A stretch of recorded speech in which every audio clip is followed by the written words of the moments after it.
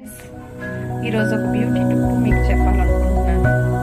just Bru coffee powder ఉంది కదండి, ఇది ఒక ప్యాకెట్ తీసుకొని షుగర్ సిరప్